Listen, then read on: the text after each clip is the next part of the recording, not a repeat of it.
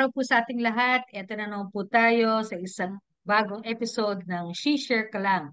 Isang programa sa YouTube na naglalayong tugunan o sagutan ng ilang mga concerns ng ating mga teen moms at saka mga teen girls sa mga communities nang may patungkol sa kalusugang pangreproduktibo. Kasama po natin, syempre ako si Ginny Villar at kasama ko po ang aming National Chair ng DSWP na si Magandang araw. Ako si Beth Ang Syoko ng Democratic Socialist Women of the Philippines. At sa ngayon, sa araw na to ay meron tayong pag-uusapan na parang parang hindi naman pero parang uso na na issue, no? Kasi hindi siya matagal na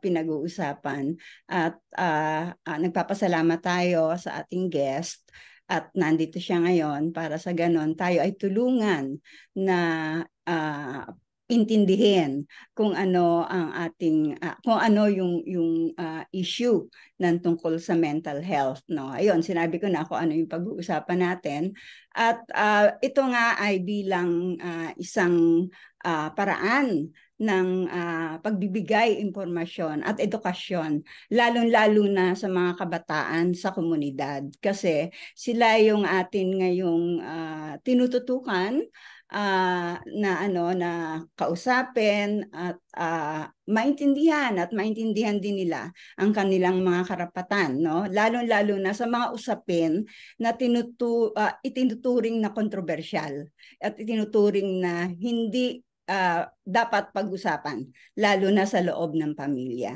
So maraming salamat at sana samahan nyo kami hanggang sa dulo ng pag-uusap na ito. Maraming salamat, Beth. Ang proyektong ito ng Democratic Socialist Women of the Philippines ay sinusuportahan din po ng Organon. Ang Organon ay isang organisasyon na naghahanap ng mga solusyon para sa mga reproductive health concerns o pang-reproduktibong mga pagpapabuti ng kalusugan ng mga kababaihan. So maraming salamat po sa kanila. So magkakaroon lang po tayo ng maikling break at pakikilala na po natin ang ating guest sa araw na to. So habang nagbe-break tayo, like, follow, share, at subscribe rin po sa ating Facebook at saka YouTube page. Sandali lang po at babalik kami kaagad.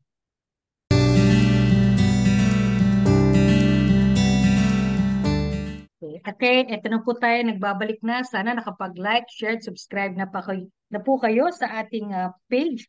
Ang ating pong bisita ay makaka-relate siguro kayo kasi bata pa rin siya. Tulad siguro ng ating mga nakikinig ngayon, no? At, siya po ay graduate ng BS Psychology. At nung pong mas bata pa siya ng kaunti kasi batang-bata pa rin naman siya ngayon, siya po ay nagtatag ng isang youth organization. Ang tawag ay Army Kabayanihan. At yung layunin po nun ay yung mga kabataan na maging mas aktibo sa pagtugon sa mga kinakailangan siguro sa social response, no? Siguro yung mga emergency, gano'n. Siguro baka pwede nating tanongin mamaya pa sa ating guest, no? Sa kasalukuyan po siya ay namamahala ng isang helpline, no? At siya po ang tawag sa kanya ay counseling manager. Ibig sabihin po noon, pag may mga taong tumatawag doon sa kanilang parang hotline o helpline, ay tinitignan po niya kung ano yung kaso. Siya po yung nag-check para naman po malaman kung paano sila matutulungan. Yun. Ah, yung pong kanyang organisasyon, ang pangalan po ay Lunas Collective. Isa pong volunteer-based lang, no? Puro po sila mga volunteer doon na tumutulong sa mga biktima po ng karahasan, lalo na sa mga kababaihan. At sila rin po ay tumutugon sa mga tanong tungkol sa family planning at saka sa SRHR concerns. So, pasok na pasok, pare-pareho po tayo ng more or less ng ginagawa. So, ito po, papakilala na po natin si Joey Bernabe. Okay. Hi Joey, baka gusto mo na mag-hello? Hello po, magandang hapon po sa lahat. Ako po si Joey. Ayan. Ayan. Thank you sa pag-join sa amin ngayong hapon. Beth, baka gusto mong maunang magtanong? Hi Joey, hi ulit. Hello po. ang unang-unang tanong syempre, no, gusto natin munang malaman, gusto nating malinawan. Kasi uso talaga yung mental health na pinag-uusapan ngayon, no. Opo. Sa maraming mga events, sa maraming mga gawain, laging nababanggit yung mental health. Pero hindi ako madalas na nakakarinig ng pagbibigay kahulugan tungkol dito. So ang unang-una, syempre nating gustong malaman, ano ba talaga yung ibig sabihin ng mental health at paano natin masasabi na ikaw ay maayos yung kalagayan ng iyong mental health. Sige po. So, maaari po natin sabihin na yung mental health ay kabuuang kalagayan ng isipan ng isang tao. So, kabilang po dito yung kanyang emosyonal, social, at psychological well-being.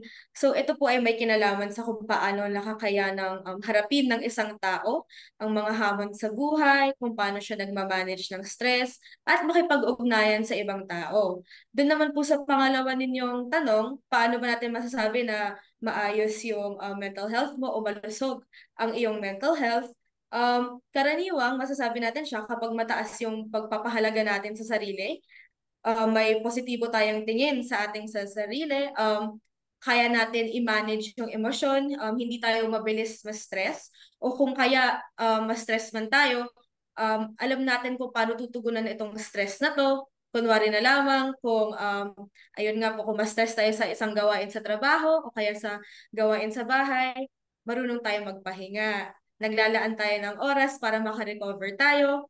Kadalasan din makikita na malusog ang mental health ng isang tao kapag maayos siyang nakikipag-ugnayan sa ibang tao, malulusog ang kanyang relasyon, tulad na lamang ang ugnayan niya sa pamilya, kaibigan o ibang tao sa kanyang paligid, at maaari din natin masabi na may kakayahan tayong mag-adjust o mag-adapt sa mga pagbabago. So, ayun po. Okay. Maraming salamat doon, ano, kasi yung paliwanag mo, malinaw na sa tutok na na paningin, ang mental health Mm-mm. ay may kinalaman sa kaisipan, sa kalusugan ng kaisipan at emosyon, no, ng isang tao. Opo. Pero malinaw din doon sa iyong sinabi na ang mental health ay maraming mga iba't ibang tawag dito, bahagi ng buhay Mm. natin ang pwedeng makaapekto sa ating mental Opo. health. At yun yung dapat maintindihan, no? Dapat maintindihan ng mga kasama natin, mga nakikinig sa atin, na kapag sinabi nating mental health, hindi ito stand alone. Hindi ito parang nakabukod na usapin, kung hindi ito ay naaapektuhan din ng iba't ibang mga kalagayan at iba't ibang mga pangyayari sa ating buhay, no. Opo. Okay, maraming salamat doon, Joey. Sabi nga namin, ang programa na ito, share ko lang, ay para sana sa mga kabataan. Yun yung target natin, ano, Opo. at lalo na yung mga kabataan sa komunidad, dahil sila yung mas kakaunti yung oportunidad para matuto, no. Dahil nga uso yung mental health, ano. Tapos marami rin talagang lumalabas na mga parang mga kaso ba ang tawag doon, na ang involved, ang may kinalaman ay yung kabataan, sa kasalukuyan ngayon. Totoo ba ito? Kasi yan yung isa sa mga lumalabas doon sa mga pag-uusap, no? At saka kung totoo ito, ano kaya yung punot dulo nito? Ano ang dahilan kung bakit may mga mental health issues yung mga kabataan? So, marami nga pong mga kaso na kadalasan kabataan po yung mas maraming nakakapag-experience ng mental health issues. And then, yung dahilan naman po, marami rin po siyang bahagi. o marami tayong maiibigay na factors katulad na lamang kung yung bata ay nag-aaral pa, meron po tayong pressure tungkol sa pagkuha ng mataas na marka o pagtatagumpay sa kanilang mga pag-aaral, which is maaari din maging sanhi ng kanilang anxiety o depression. Ayun nga, may pressure na kailangan palaging makascore ako ng perfect o 100 o kailangan onti lang yung mali. Meron din dahilan na maaaring sa paggamit ng social media ngayon sa henerasyon ngayon ng mga bata, mas exposed sila sa gadgets, sa internet. So may mga ganap na paghahambing sa sarili sa iba at yung pressure na mapanatili yung perfect o perfectong imahe online, maaring magdulot din ng stress kasi nakaapekto siya sa self-image. Maari din manggaling itong mga mental health issues na to mismo sa pamilya.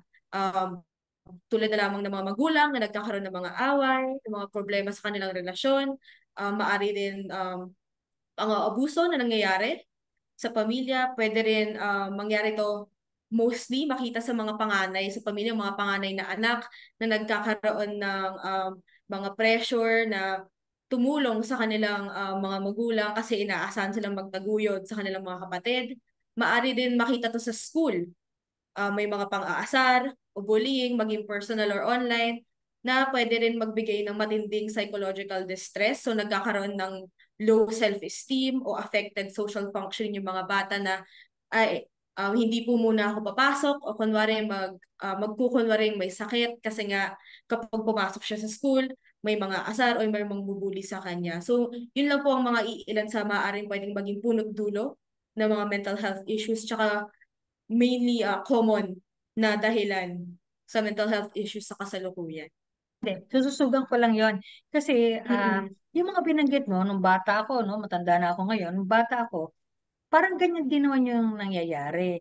Na Mm-mm. may bully din naman sa eskwela, may pressure din naman sa mga panganay na anak, ganon, may Mm-mm. away-away rin naman sa pamilya. Pero bakit sa tingin mo parang mas pronounced o mas napapansin ngayon o mas marami nagsasabi na nagkakaroon ng mental health issues kaysa noon?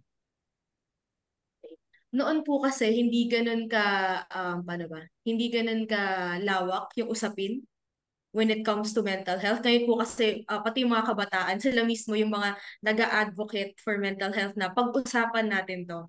Pag-usapan natin kung bakit nung unang henerasyon o nung nakaraan tanggap ito o hindi gaano pinapansin o kung kaya ini-ignore na lamang. Pero ngayon po kasi yung mga kabataan, even as young as mga 13 years old to 16 years old, sila mismo makikipag-usap sa kanilang magulang o sa kanilang mga guro na, ay, ganito po yung nararamdaman ko. Maari po bang pag-usapan natin to? Ano po kaya yung pwede natin gawin para matugunan ito ng maayos? Dahil para sa akin po, hindi po to okay. May mas nagiging sensitive na po kasi yung kabataan ngayon to the extent na naiintindihan po nila na itong nararamdaman nila, itong pinagdadaanan nila, may magiging consequence yan in the long run, na kapag hindi natin natugunan ngayon, na bata pa lamang ako, pagtanda ko, dadalhin ko yan. Kaya siguro ganon na hanggang ngayon, siguro sa mga iba na, ayun nga po na sinabi po ninyo na dati naman nangyari din to sa akin, pero hindi pa rin siya tinatawag na mental health issue. Baka kasi dati, hindi pa siya considered mental health issue kasi hindi pa natin siya tinatawag na mental health issue at dahil normal lang siya para sa mga pagdadaanan. Kaya po gano'n. Yun lang po yung sa tingin ko. Joey, kasi sabi mo sa mga nakikita ninyo, mas Opo. articulate na, mas nagsasalita na, at mas open na yung mga kabataan ngayon. Ano? Alam mo, sa mga kinausap naming mga bata, at dahil nga dito sa proyekto na to, meron tayong ginagawa ng mga community-based conversations, no?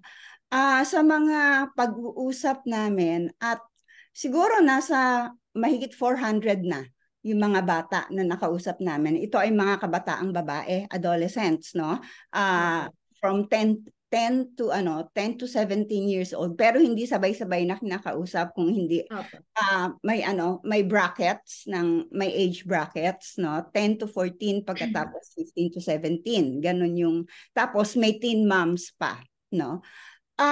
Doon sa mga pag-uusap namin, ang lumalabas doon sa mga bata na ito, hindi nga silang nakakapagsabi sa mga magulang nila. Hindi Opo. hindi nila hindi sila nakakapag-usap doon sa mga magulang nila, no?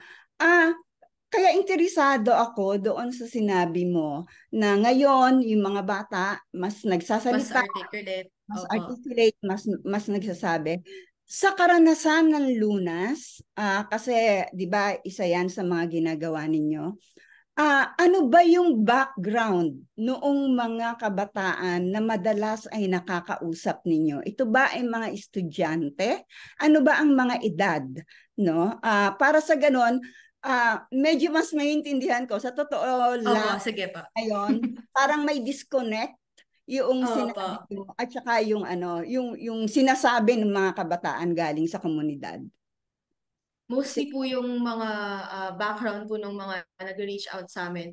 Pinakabata po siguro ay mga 15, Okay. 15 to 24. And then minsan po meron din po kaming mga teen moms o kung kaya't umaabot ng mga 50s, 50 years old. So pinakabata po mga 15 hanggang 50s. So yung background po nila mostly siguro kaya po sila nakakapagkwento na nakakapagsabi po sila o nakakapag-share po sila tungkol sa kanilang mga karanasan ay siguro kasi parte sila ng mga organisasyon na nagbibigay sa kanilang espasyo. Kaya po siguro na isabi ko rin yun. Kasi ako rin po, naging isang parte ng organisasyon na may espasyo na gano'n na napag-uusapan ng balaya. Hindi po tulad nung ibang mga kabataan na yun pa, may takot pa rin po na hindi kayang siguro makipag-usap tungkol dun sa karanasan nila o takot na magsabi. Kaya po siguro dun tayo nagkaroon ng disconnect. Okay, napakahalaga nung sinabi mo, no? Kaya ako tinanong yung background kasi nga yung Opo. background ng mga batang kausap namin, bukod sa edad, medyo malaki yung agwat nung edad nung pinag Opo. yung mga kinakausap namin 10 to 17, no? Opo. 15 pagkasama yung mga teen moms. Pero yung mga hindi mga batang ina 10 to 17 yung kinausap namin. So, ganun nga yung sinabi nila. At saka mahalaga rin yung sinabi mo na ang marami sa nakakausap niyo ay bahagi ng mga organisasyon, no? Kasi alam Opo. mo, ang DSWP, isa yan sa ginagawa ngayon, yung pag-oorganisa ng mga adolescents, no? At kaya nga nung pinakahuli naming activity, sinabi namin sa kanila kung ano ang pwedeng mangyari o magandang idulot ng pagiging organisado ng mga kabataan. Doon naman sa kasi edad, mas tumutok tayo kanina sa edad, no? At saka tingin ko mga estudyante talaga yung nyo, yung mas nakakausap ninyo. Sa babae ba o lalaki yung marami sa mga nakakausap ninyo? Mas marami po yung babae. Pero minsan may lumalapit din naman pong lalaki. Pero mas lamang po yung babae na lumalapit sa amin. Okay. So mas maraming babae. So kung i-reduce Opo. natin kanina yung yung sinabi natin na maraming mga kaso ng mga kabataan ang involved sa mga suliranin sa mental health. Kung mas i-narrow pa natin yon, ang sa totoo lang doon sa background ng inyong mga nakakausap, mas maraming mga batang babae yung nakikita ninyo na mayroong mga mental health na problema. Tama bang sabihin yon? Hindi ko po siya masasabi na purely Ito mas marami yung batang sa babae. experience Opo. niyo lang. Sa experience, Opo. hindi in general, Joey. Sa experience Okay. niyo, Doon sa mga nakikita nyo, nakakausap nyo, nabibigyan nyo ng ng serbisyo. Dahil ang sabi mo, mas marami ang mga batang babae. Therefore, doon sa experience ng Lunas, mas maraming mga batang babae ang alam ninyo na mayroong mga suliranin na may Oo. man sa mental health. Oo, yun lang Opo, in opo. general. Opo. Okay. Ano ka, oo, total nabanggit na rin yung mga batang babae, no? Ano ba yung usual na inilalapit sa inyong problema? Okay, nabanggit mo kanina yung parang yung sa mental health, yung mga pressure, yung bullying, kung saan nanggagaling. Pero yung actual na inilalapit sa inyo, kadalasan ano yung mga problema ng mga batang babae? Kadalasan po yung mga lumalapit po sa amin, kung hindi po siya tungkol sa bullying, meron pong sexual harassment, o kaya yung mga nare-realize na lang po nila later on na naranasan po pala nila ay pagmomolestya o kaya rape. Pero mostly yun po, bullying at sexual harassment po yung lumalapit sa amin na nagkakaroon po sila ng trauma, depression, anxiety, yun po yun. Meron bang lumalapit sa inyo ng mga tawag doon, mga teen mothers na ang problema Um, nila ay yung nabuntis sila ng maaga? opo, meron po. Meron pong lumalapit sa amin na humihingi po ng advice kung sino po ba pwedeng lapitan para matulungan sila. Dun po sa unplanned na pregnancy, meron pong lumalapit.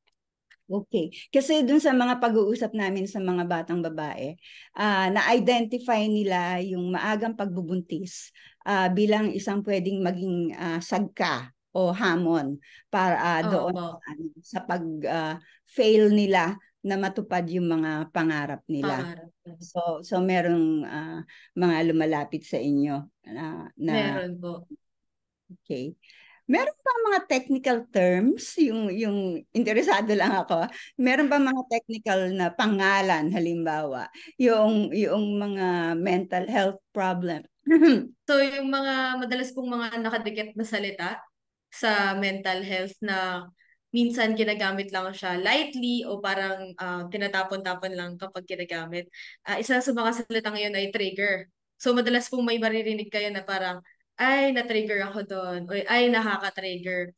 So yung trigger po, maaari siyang maging anumang stimuli na nagdadala ng ala-ala, emosyon, o kahit na physical na reaction na konektado sa isang nakaraang traumatic na karanasan. So, maaring ang isang trigger ay yung simpleng pabango kapag naamoy, um, tunog na narinig o lugar kung saan nangyari yung traumatic event na yon na pwedeng maging trigger para sa isang tao na nakaranas ng trauma na yon. Yung trauma naman po, ito ay mas malalim na karanasan na nagdudulot ng matinding panghihinayang, takot o stress. So ito na yung mismong event, yung trauma para sa isang tao. So may mga iba't ibang trauma. Physical trauma tulad ng aksidente o pinsala, emotional trauma, pang-aabuso, pagkawala ng mahal sa buhay, psychological trauma, yung malupit na pangyayari, kung natatandaan yung ginagamit ng mga sundalo kapag kunwari na-trauma sila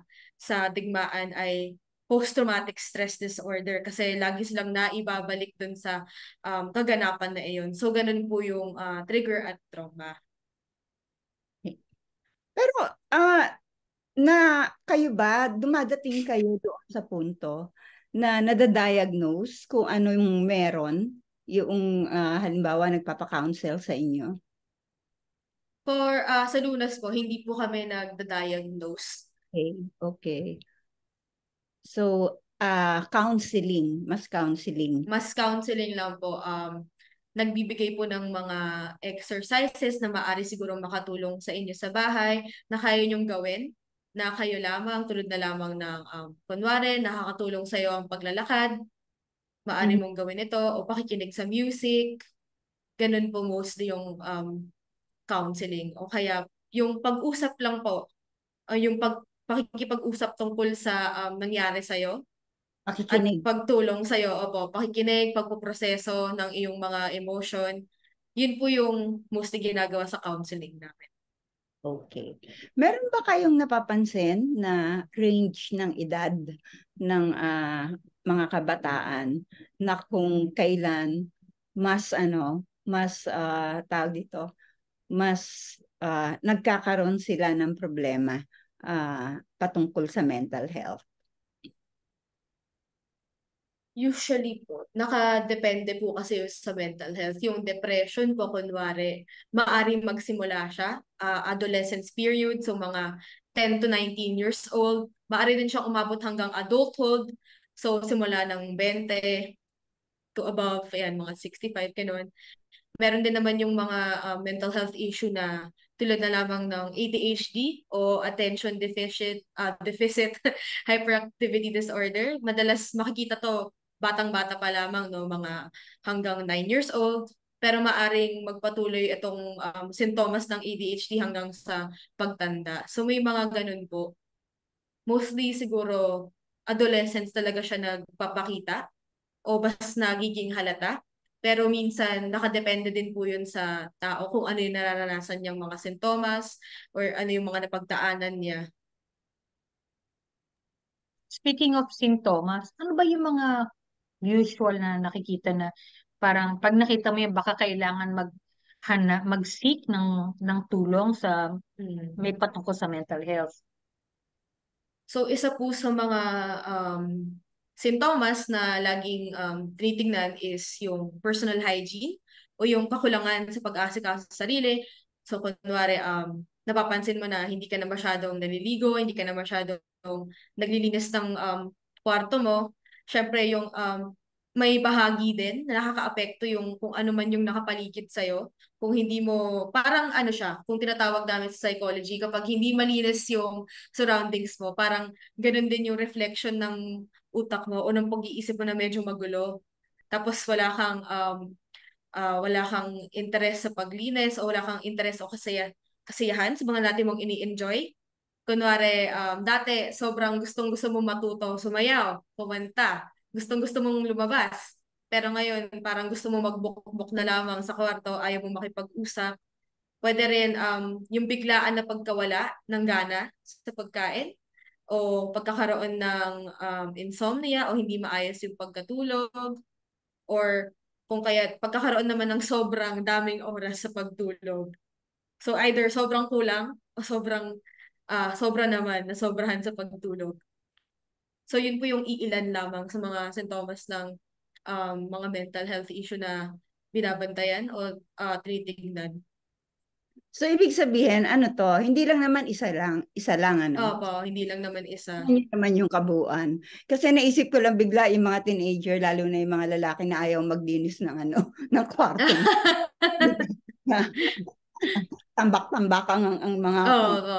Hindi naman ibig sabihin nun, may mental health issue. Opo, hindi naman po agad-agad. So, gusto ko lang linawin yun. No? Opo, Kasi, opo. kasi baka mamaya pag kami nakapanood at narinig, Opo. baka sabihin, uy, may mental health issue yata ako. Maari naman po natin sabihin siguro na dati mahilig kang maglinis. Gusto mo Okay. na lahat, nakikita mo lahat na alam mo kung asan yung mga bagay mo. Pero ngayon biglang, ay lahat nakatambak na lang dyan, ganon. So, Okay. maaring pagbabago po yun. Pagbabago sa Mas doon tayo sa pag-oorganisa. pagbabago. Ayan. Ganon. Opo, sa mas pagbabago na lang po tayo mag-focus. Okay. Kung Salamat po sa so pag-clarify. ibig sabihin ba nung pag dati na siyang makalat hanggang tumatanda siya, hindi na mental health issue yon, katamaran na yon, ganun ba yon? Siya na po siguro yun. Sa sarili na po niya yun. Kunyari ako, Okay. tahimik ako. Talagang natural akong tahimik. No? So, hindi maibig sabihin nun may mental health issue ako. Opo, hindi naman po agad-agad. Kahit baka meron. Kasi yung tanong kanina, dati kasi nangyayari naman yan. Pero hindi masyadong nabibigyan ng pansin, ng atensyon. Gusto kong itanong tungkol sa stigma. Tungkol sa stigma sa mental health problems. Malakas pa ba ngayon? Malakas pa rin po, opo. Andyan pa rin po talaga yung stigma. Kahit na may mga organisasyon o institusyon na nakakapag bigay ng espasyo para pag-usapan ito, marami pa rin po talaga sa komunidad na hindi pwedeng depressed ka, kaartehan lang 'yan. O hindi pwedeng ganyan yung nararamdaman mo o may sakit ka sa pag-iisip kasi iyon lang naman, nasa isip mo lang yan eh. Parang yung ginagawa pong response mostly ng komunidad sa mga ganun o kaya mga pamilya na hindi naman ganun ka pamilyar sa mental health issues o kaya sa mental health na konsepto overall ay kasabihin na lamang nila ay idaan mo na lang yan sa dasal o pag-isipan mo muna ng mabuti. Baka ngayon lang yan. Baka mawala na yan kinabukasan. That's one So, side of the stigma, no? Pero yes, one side of the stigma. the other side, 'di ba, yung sa mga nauna naman sa mga mas matatanda kagaya ko, no? So ang ano naman ay siraulo, Opo. 'di ba? Meron din po nagsasabi na ayun nga, baliw-baliwan lang. That's the other side of the stigma. Yung isa parang idine-deny. Pero Yes. isa naman accusatory na Mhm. na okay. So nandyan pa yan ngayon. Nandyan pa rin po talaga. Okay. Paano niyo hinahandle yun? May mga ganun po talaga na nag-chat sa amin na parang, bakit pa kayo naggaganito? Wala rin naman silbi. O kung kaya't minsan yung mga magulang mismo, ng mga kailangan ng counseling, sila mismo nagsasabi sa amin na, hindi ba't nagbabaliw-baliwan lang yung anak ko? Hindi ba nasisiraan lang ng bait? Pag ganon, syempre, tinatry pa rin po namin yung best namin na maging patient, maging open din po. Try pong i-meet sila kung asan sila para tulungan din po silang maging mas open sa pag-uusap na, ganito po kasi yun, nay o tay, hindi po hindi po laging baliw-baliwan o hindi naman po agad-agad na masasabi nating nasisiraan na ng ulo yung iyong anak. Ganito po talaga siya. May pinagdadaanan po talaga. Maari pong dahil dito, maari pong dahil sa nararanasan niya sa bahay. Parang ganun po. Tinatry po namin buksan yung pag-iisip nila through conversation. And kung ayaw naman po nila agad na tanggapin, okay lang din naman po. Kinakausap pa rin naman po namin sila. Pero kung nagiging agresibo na po sila, ayun po yung medyo mahirap po sa amin. Okay. May mga iba nagsasabi na yun daw mental health o yung mga problema sa pag-iisip ay namamanas. Ay, pamilya kasi yan ng mga baliw, yung tiyahin niyan, yung nanay niyan. Mm. May katotohanan ba yon? Pangalawa, meron kami isang nadinig na may mga kabataan daw na ayaw nila gumamit ng mga kontraseptibo na merong Mhm. hormones. Kasi daw ang kanilang karanasan o kaya baka yung iba naggagamot, yun daw kasing Opo. hormones makaka-affect ng kanilang mental health. So mas prefer nila, mas gusto nila na gumamit ng mga walang hormones. May katotohanan ba to na may epekto kahit nasa pagreregla daw yung yung pagreregla sa kanilang mental health? So, meron pong iilang mental health conditions na maaring namamana. Yung iilang mga kondisyon na ito ay tulad na lamang ng depression o anxiety. Pwede rin dahilan nito ay dahil may chemical na imbalance sa utak, tulad na lamang sa serotonin at dopamine. Pero hindi lamang ito namamana. Maraming iba't pang mga faktor na nagiging bahagi sa pagkakaroon ng mental health issues. May mga condition na genetic yung kanilang predisposition. Ngunit kung ano yung nakapaligid sa'yo, yung mga pangyayari sa buhay mo, maaring maglarong mas malaking papel sa activate ng tuluyan o pagpapahayag ng mga mental health na issues. Doon naman po sa contraceptives, hindi naman directly connected o hindi direktang konektado yung pagreregla o paggamit ng contraceptive sa mental health issues.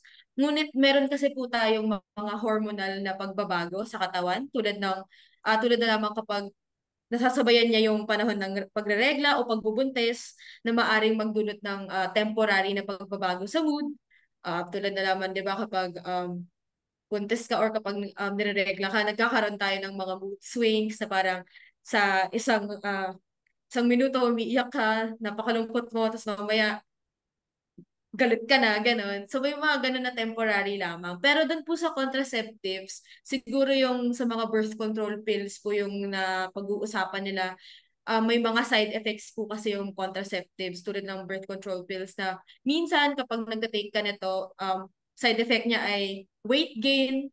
So, syempre, kapag nagkaroon ka pa ng weight gain tapos nag-birth control ka, parang naiisip mo na parang bumababa yung self-esteem mo na parang, ay, tumataba ako dahil sa contraceptive. So, ayoko na kasi pumapangit lang ako. Parang yun yung naiisip siguro minsan kapag nagda-take ng contraceptives. Minsan din, may mga nakakaranas kapag nireregla na lumalaki yung tiyan o kaya yung puson na parang, ay, lumalaki yung puson ko, parang ang pangit-pangit ko. Parang ganun siguro yung mga naranasan. Kaya may mga nagsasabi na iba na baka nga may kinalaman din yung pagreregla o paggamit ng contraceptives. Gusto ko lang klaruhin yung sa oral contraceptives kasi Opo. ang isa yan lagi sa naririnig namin na Opo. mga side effects, yung mga side effects na mga tinatawag pero ang pagkaka-explika sa atin ng mga mas nakakaalam ng tungkol doon sa mga hormones, tungkol diyan sa contraceptives, you have to find, kailangan makita mo kung ano yung oral contraceptive na tama sa iyo, no? Hindi porket Yes po. hindi porket nangyari ito na nag-gain ka ng weight dito sa isang brand ng oral contraceptive na ito, ay mangyayari na yon sa lahat ng pwede mong gamitin na contraceptive. Yes po. Kasi Tama po. gusto kong klaruhin yon kasi isa yan sa ikinakatakot ng mga ng mga babae, ng mga kabataan, yung tungkol dun sa tinatawag na side effects, no. Pero sa totoo lang, kaya nga kailangan ay may advice ng doktor yung pagpili ng kontraseptibo kasi iba-iba rin yung timpla ng mga oral contraceptives at kailangan natin na humanap nung akma sa'yo para nga Yes mabawasan po. yung mga ganong mga epekto. Yun lang ang gusto kong sabihin. Nabanggit mo yung social media kanina eh. Kasama ba yan doon sa Opo. mga dapat ano ba meron ba kayong recommendation na parang halimbawa, gaano katagal lang ka ba dapat nagso-social media? Kasi sabi mo yung exposure, di ba, nakaka-trigger. Maraming nangyayari sa social media, kung ano yung kukumpara mo, kinaiinggitan, kinasasama ng loob. So, meron ba recommendation, lalo na sa mga kabataan na para baka sakali makatulong sa kanilang mental health yon? Recommended, parang wala naman po kaming, or wala pa siguro ako alam na recommended time or time limit para sa exposure mo sa social media. Parang depende na lang po kasi yun sa kung ano yung nako-consume mo sa social media. Maaring ikaw mismo mag-set ka ng inyong boundary na for social media intake, every ano lang ako pwede, every 2 hours per day at ito lang yung pwede kong i-consume. Meron kasi tayo mga nakakonsume sa social media na nakaka-impact talaga sa atin na tulad na lamang ng, kailangan magpapayat. Yung mga ganun na bagay, maaari natin tanggalin sa ating timeline para hindi tayo ma-apektuhan. Pwede rin naman gumamit tayo o kung kaya mag-take tayo ng break. So kunwari, tayo mismo napapansin natin na nag-iiba na o nagbabago na yung mood natin habang gumagamit tayo ng social media. Kunwari, pang 7 oras ko na to. Nag-iiba na yung mood ko na parang sumasama na yung loob ko. Maybe that should be the time that you should stop consuming your social media. Maybe it is enough for the day. And parang lagi lang kasi ang sinasabi po namin ay laging tatandaan na mas i-prioritize mo yung interaction sa totoong buhay o kaya real life interaction. Meron ka naman kaibigan o kung kaya't yung mga kapamilya mo na maaari mo lang din kausapin o kaya't pwede mo makipagkwentuhan. So, ayun po. Okay. Yung yung mga lumalapit sa inyo na mga babae, halimbawa biktima ng ng karahasan, no? Tawag dito, rin ba kayo? ha-handle kayo ng mga ganitong cases? Yung Yes actual po. victims of Opo. violence. Yes po. Gender-based violence, domestic abuse. Violence against women. Yes po. Okay. So ang ibig sabihin, tawag dito, itong mga kaso, anong maraming kaso ng VAW ang napapansin nyo? Mostly po sa amin yung lumalapit ay sexual harassment and domestic abuse. Okay. Domestic abuse, yun po yung physical, verbal, and financial po mismo. Yun po yung pinaka-common throughout the 4 years po. Okay. Okay. Nare-refer nyo naman sila somewhere, halimbawa, kung immediate yung pangangailangan kasi ang physical abuse that needs to stop agad-agad di ba? Kailangan tumigil agad-agad yon. Na meron naman kayong referral system. Meron bang? Yes po. Kunwari po, yung hinihingi po nila ay kung kanino po pwedeng lumapit. Tinatanong po namin, asan po ba kayo located kung maaari po namin malaman. And then, hahanapin po namin yung pinakamalapit na barangay na may VAUSI desk. And then, tatulungan po namin siya in terms of, ito po yung mga steps. Maaari lamang po kayo lumapit sa VAUSI desk. Kausapin niyo po yung officer na nandoon. Ito po yung mga maaari niyong sabihin sa kanya, maaari niyo pong ikwento. And then, kung wala pong VAUSI desk, pwede po sa barangay, nearest barangay, o kung kaya, meron din po kaming mga referrals sa authorities mismo. So, pinakamalapit na police station, o kaya kung ayaw naman po muna nilang lumapit sa barangay, tatanong po namin sila kung meron po ba silang ibang gustong kausapin tungkol sa kanilang karanasan, kunwari social worker o kung kaya yung pinakamalapit sa kanila na maaari silang matulungan. Yun po yung mas pinaprioritize namin. Okay. Sige. Mahalaga kasi yun yung pag-connect doon sa iba-ibang mga service providers, no? Kasi ang DSWP, ginagawa din namin yan. May mga specific cases na nire-refer sa amin. So, ganun din ang ginagawa namin. Although, medyo may kaibahan ng konti yung sistema namin kasi meron kaming mga organisasyon sa communities at itong mga organisasyon na to, ito yung mga tumutulong doon sa mga actual na mga babae. So, siguro ako ang gusto ko na lang malaman, paano ba malalaman nung kung kailangan mo nang pumunta sa isang counselor o sa isang doktor? Ito ba yung sinasabi mo kanina na pagka napapansin mo na nagbabago ka, malaki yung pagbabago mo? Malaki na po yung mga pagbabago.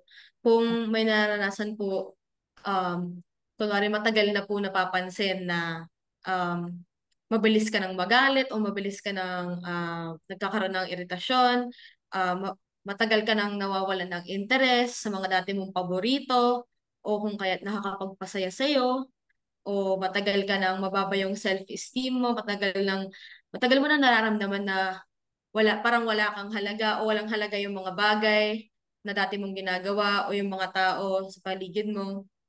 Ayun. Yun po yung isa sa mga parang signs kung saan maaari ka na sigurong makipagkita sa isang counselor o sa doktor. Sa mga ordinaryong kababaihan kasi hindi madaling desisyon yan Opo. Lalo na yun nga, merong stigma, pagkatapos meron pa ring usapin ng ang takot sa gastusin, no? Mahal ba na pumunta sa mga professionals na ang tawag dito, ang focus ay mental health?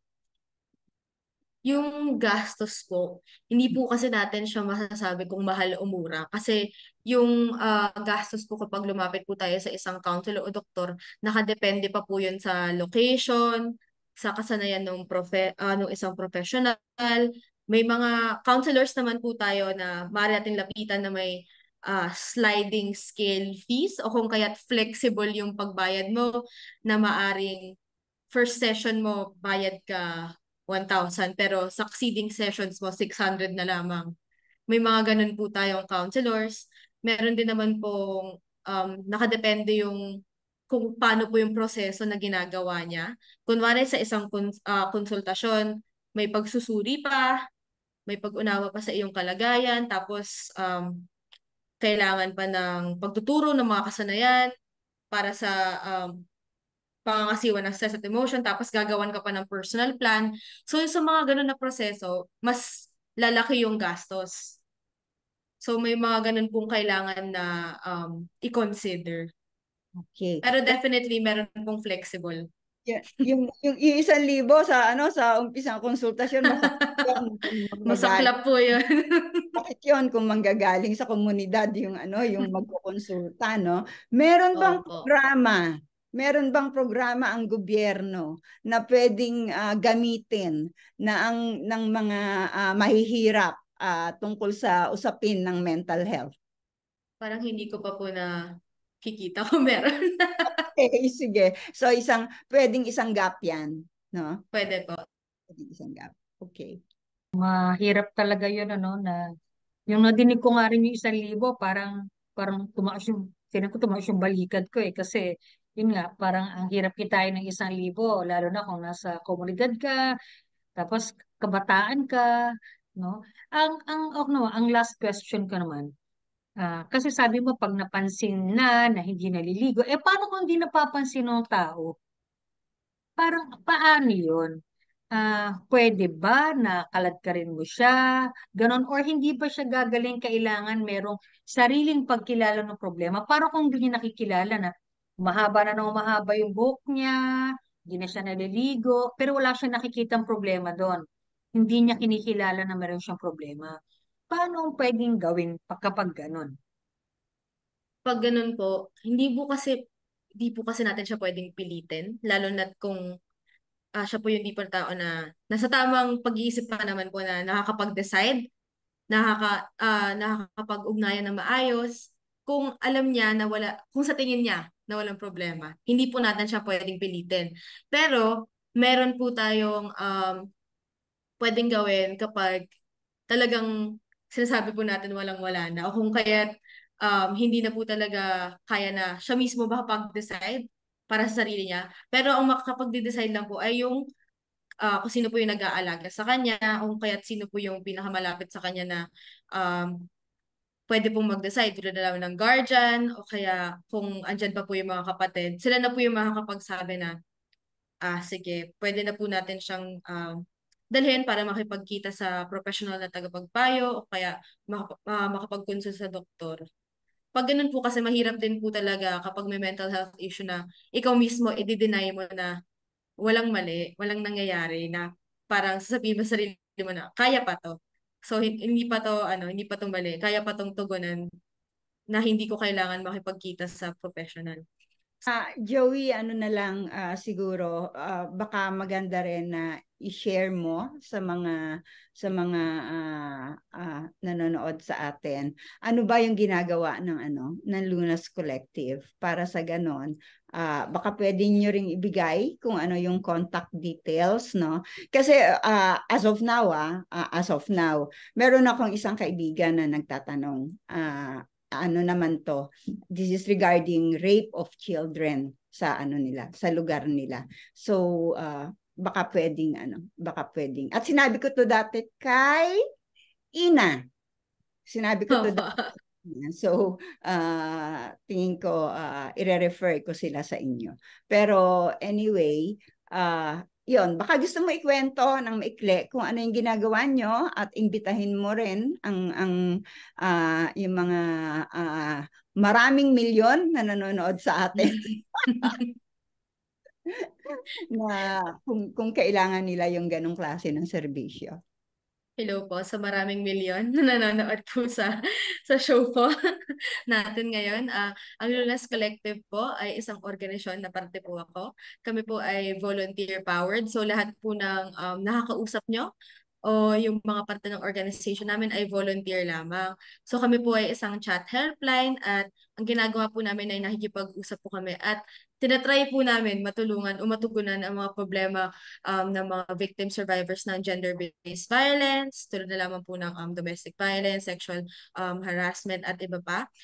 Tinutulungan din po namin yung mga may concerns sa sexual reproductive health and rights at saka sa family planning, tulad na lamang po ng mga unplanned pregnancies. Kung kayo po ay nagpapanik na, maaari niyo po kaming kausapin sa aming chat helpline. Nasa Facebook lamang po kami, Lunas Collective. Meron din po kaming Instagram, Lunas Collective. So, andun lang po kami sa ngayon, Facebook at Instagram. Hindi pa po kami nag-extend ng aming serbisyo sa ibang plataforma. So, ayun po. Salamat, Joey, no? At sana itong pag-uusap natin na ito ay makatulong din doon sa mga kabataan, lalo na sa mga kabataang kababaihan. No? Para sa ganon ay mas maintindihan nila kung ano nga ba yung mental health, ano yung pwedeng mga maging dahilan nito, at ano yung mga pwedeng nakikita doon sa mga tao na pwedeng masabi na baka merong problema. So maraming salamat. At kagaya nga ng nasabi namin kanina, ang DSWP pinapahalagahan yung kalusugan, lalo na ng mga kabataan, no?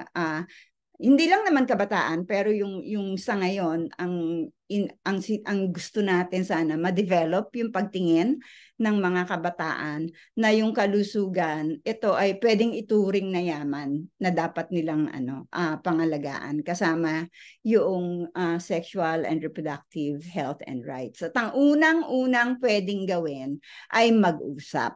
At yun yung sinusubukan nating gawin dito sa proyekto na ito. Maraming salamat. Okay, maraming salamat, Joey, ulit.